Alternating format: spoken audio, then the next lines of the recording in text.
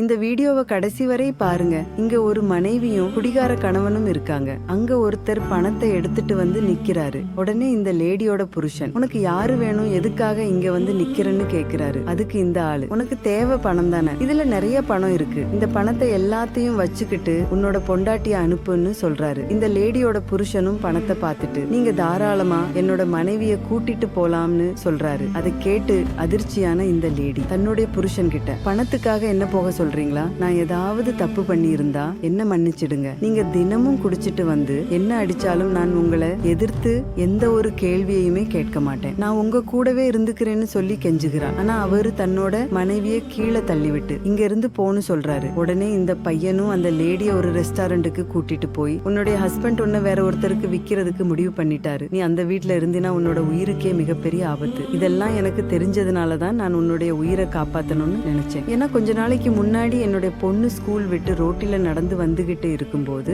அவளுக்கு ஆக்சிடென்ட் ஆகி ரோட்டில உயிருக்கு போராடிக்கிட்டு இருந்திருக்கா. அவள் நீதான் ஹாஸ்பிடலுக்கு தூக்கிட்டு போய் காப்பாத்தி இருக்க. என்னுடைய பொண்ணு உயிரோட இருக்கிறதுக்கு காரணமே நீ மட்டும்தான். இதுக்கப்புறமும் உனக்கு உன்னுடைய புருஷன் தான் முக்கியம்னா நீ இங்க இருந்து கிளம்பி போ. இல்லன்னா நீ படிச்சிருக்க படிப்புக்கு என்னுடைய கம்பெனில மேனேஜர் போஸ்ட் காலியா இருக்கு, அங்க வந்து வேலை செய், உனக்கு மாசம் 1,00,000 ரூபாய் சம்பளம் கொடுக்கிறேன். அது மட்டும் இல்லாமல் நானும் என்னுடைய மனைவியும் மட்டும்தான் என்னுடைய வீட்டுல தங்கி இருக்கோம், உனக்கு விருப்பம் இருந்தால் நீயும் எங்க கூடவே தங்கிக்கலாம்னு சொல்கிறாரு. அதை கேட்ட உடனே இந்த பொண்ணும் ரொம்ப நன்றி சார்னு சொல்லிட்டு கையெடுத்து கும்பிடுறாள். இந்த நபர் செஞ்ச செயல் உங்களுக்கு பிடிச்சிருந்தா இந்த வீடியோவுக்கு ஒரு லைக் போட்டு கமெண்ட்ல சூப்பர்னு கமெண்ட் பண்ணுங்க.